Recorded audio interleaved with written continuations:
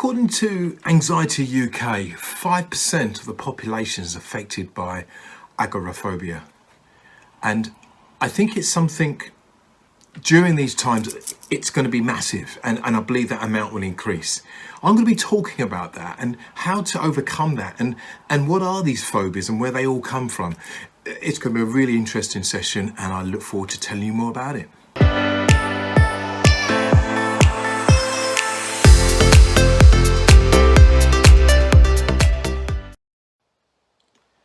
Hello guys, welcome. My name's Steve Beckles-Ebusua, the speaker with the orange tie. And guys, as I say, welcome to the Orange Room. How are you doing? I hope you're well. Those that don't know anything about me, I'm a motivational speaker. I go to schools, colleges, universities and companies around the UK, Europe and in the States. I talk about belief systems, and as you've probably heard me say many times, things have changed quite a lot, and I'm training to become a therapist. Cognitive behavioural therapist, and the idea of these sessions is to share my learning along the way. I want to do some big shout outs right at the beginning. I think it's really important. Big shout out for Kiz Lloyd, who has been putting some comments about the session I'll be delivering. Thank you very much indeed. Also, I want to say this now, loving the sessions, but what I'm now going to be doing is doing them fortnightly. What I've found is the workload of the course and work as well has been huge. So fortnightly, so the next one's gonna be the 19th of March. But guys, let's rock on and let's have some fun. Now, I've been talking about various topics and I've really enjoyed it and the whole journey of becoming a therapist. But this particular topic I'm going to be talking about has really kind of hit me in the realization of how serious some conditions are out there that I was really unaware of. And that's the condition of agoraphobia. And I didn't really know anything about it as such. I mean, I was aware of it, but as my studies has increased and the more I'm learning, I'm thinking, my goodness, this is amazing. And there's a lot of stuff that we don't know about it. So hopefully in this session, what I'm going to cover, I'm going to explain what agoraphobia is. I'm going to talk about phobias in general. And also going to give you 3 approaches to dealing with it. Now, I'm not for 1 minute going to say to you that I can cure agoraphobia in this session. It's something some people have had for a lot of their lives. I mean, it's a huge issue for a lot of people, and especially now during the lockdown, you can imagine. Now I'll talk more about agoraphobia and I'll make it clear so you understand what it is, okay? But I'm going to give you 3 approaches. 2 of them are professional approaches, but the 3rd one I think you can implement, okay, if indeed you feel you might be in that scenario. So first of all, you saw by my strap line, and I said on my strap line, I said I might have the keys to go out, but I can't.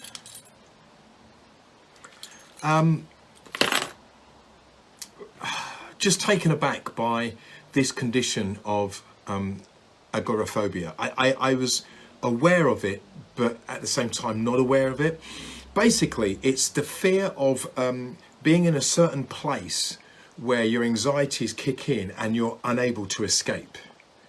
Okay, so that's really summed up in a couple of lines what agoraphobia is. However, it starts with anxiety.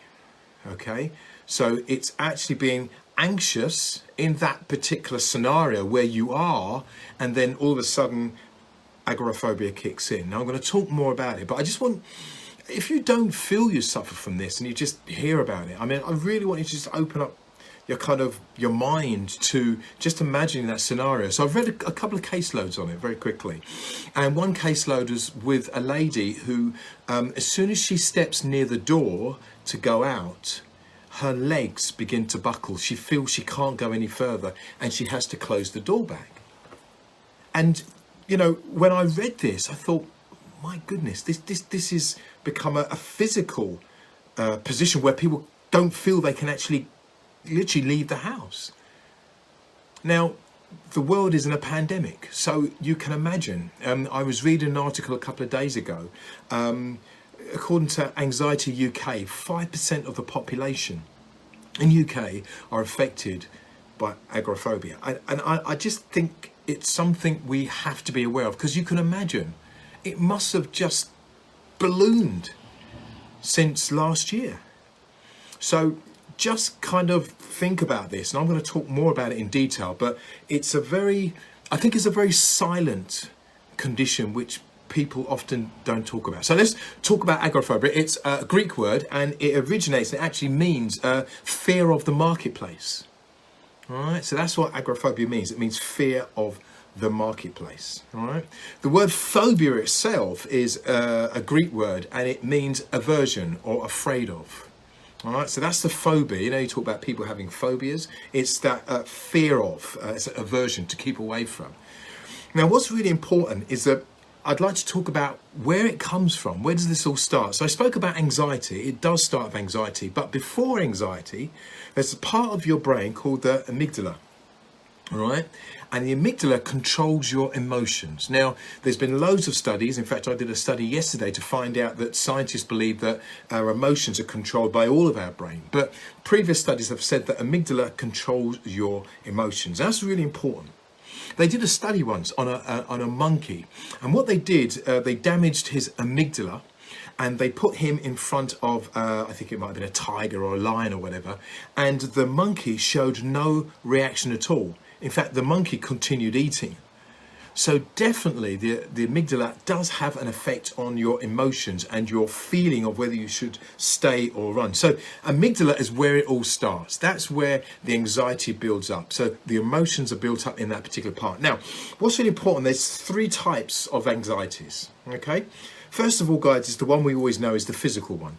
So your heart starts to beat. That's when you know, yeah? Then there's the psychological one, when in your mind you're saying things, oh, I'm just too scared, I just can't do this, it's terrifying. And then you've got behavioural.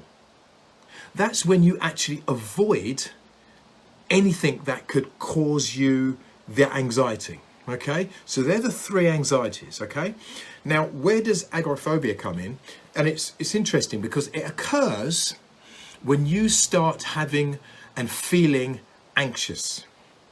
All right, so think very carefully. It's all about areas maybe you don't feel you can go out, you can keep away from trains, in crowded areas, sometimes in secluded areas.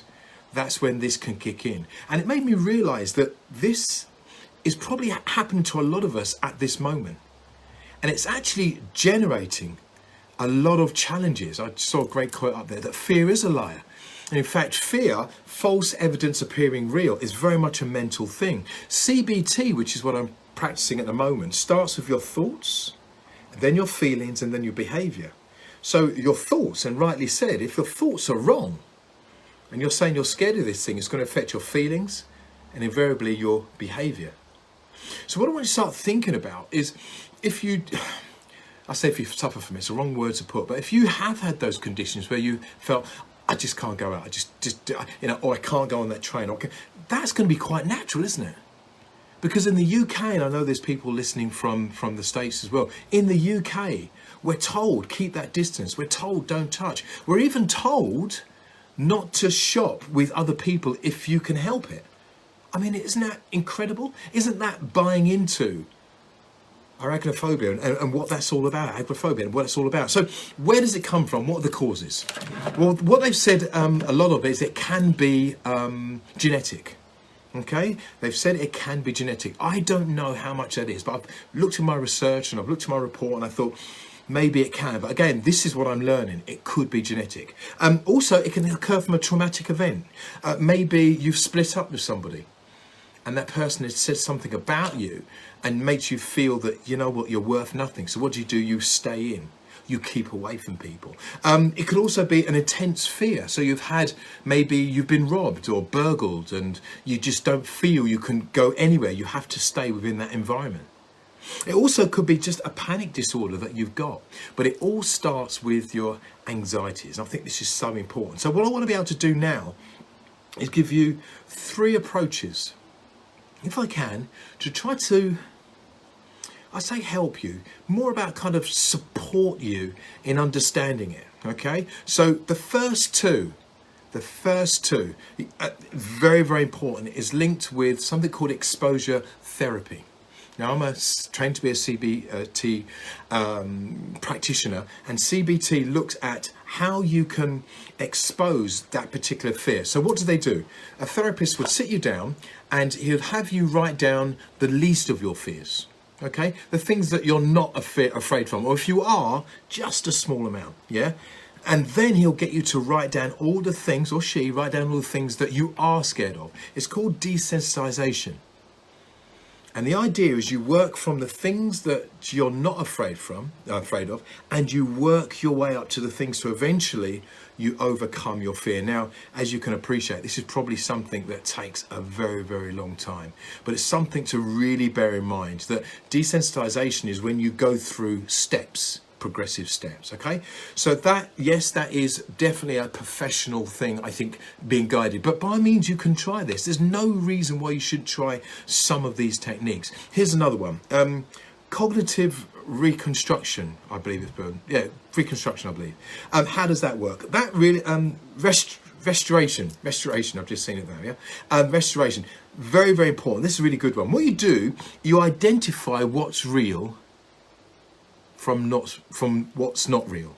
It's called cognitive distortion, and it can be really, really, really useful. However, how many people do you know that they catastrophize everything? So something goes wrong, and they just take it to the extreme. Okay, now this is where cognitive reconstruction comes in, or restoration, I think it is. I'm trying to remember, I can't remember, but it's very important that you look at those things that are exaggerating and you try to pull them back. Again, that's very much a professional guide, I believe. Now, the third one, I think you can do. And I think it's brilliant. Why? Because to a certain point, I've done it myself. And what it is, it's looking into what you're afraid of. So for example, if you're afraid of traveling on transport, for example, this could be part of your agoraphobia. It could be part of that, okay? So what you do, you research into your condition, why you feel that way. What is it that's making you feel that? Research into it. Look at the facts. It doesn't mean it's true, but look into the facts. And why I think it works is a story, and this happened about 4 years, actually it was about 5 years ago, where I ruptured my Achilles tendon. If anyone's unaware of where your Achilles tendon is, it's like the back of your calf and it goes down to your heel, ruptured, okay? I was trying to play young and I jumped up onto like a verge and it snapped. All right, it sounds painful, but it wasn't that painful, but it just snapped, okay?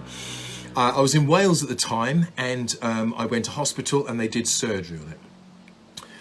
When I came home, over 7 to 10 days, I became an expert in Achilles tendons ruptures, because I wanted to find out what was wrong and how bad it was, when I was going to recover, what I need to. What happened is that all of a sudden, because I started to find out about my injury, I started to feel better. And what I'm doing now is taking you through the cognitive behavioural steps, because the first thing is your thoughts. So because I learned about what was wrong with my Achilles tendon, I began to start thinking to myself, do you know what? This is not too bad. I just need to do exercise. Then my feelings were, do you know what? I'm okay. Because now I know what's wrong. Yeah, so there's the feelings. My behaviour, I started doing all the physiotherapy. So what I'm going to propose to you is, when you have those challenges and things you're finding just so difficult you can't do, it could be going outside, it could be traveling on transport, it could, whatever it is, research about it, find out about what that condition is. Yeah, agoraphobia, what is it? You know, where does it come from, and how can you overcome? And I just found myself, my experience is, when I started to find out about it, I didn't find it as threatening. I did a talk, a Zoom talk on the same subject 2 weeks ago. I came to this point and I said, you know what, it's very similar to racism. And you could just see everyone start twitching. It's like, what's he talking about? And I explained is that when we often don't know about somebody or a group, it's very easy to have a view about them. Why? Because I don't know anything about them. And quite possibly, if you don't understand it, you then maybe introduce ignorance, and that's where racism comes. Do you know what I mean? So the point I was making, if you look at all of the organisations now, kick racism out of football, all of those things, they're always trying to make you realize that we're all the same. They educate us into realizing that we're all the same. In other words, I think when you find out about something, it doesn't become as threatening. And I just, because it's something I've done, I just think it could be really, really, really useful. The first two, yes, I believe you can do the exposure therapy, the extremes, etc. But I do believe professional help would be advised. Also with the cognitive restructuring, that's the word.